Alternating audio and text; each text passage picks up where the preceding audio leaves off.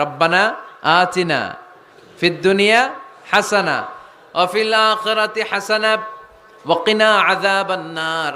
আল্লাহ তুমি দুনিয়ার সব কল্যাণ দাও, আখিরাতেরও সব কল্যাণ দাও, আগুনের আযাব থেকে তুমি বাঁচিয়ে দাও। খেয়াল করছেন অর্থ নাকি খালি মাথা ডুলাইতেছেন?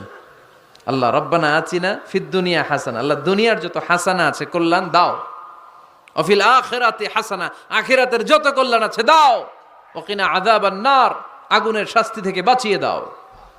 তা আপনি দুনিয়ার যা আছে ওইটাও নিলেন, আখিরাতে যা আছে ওইটাও নাকি নিবেন, তা বাকি রাখছেন কি?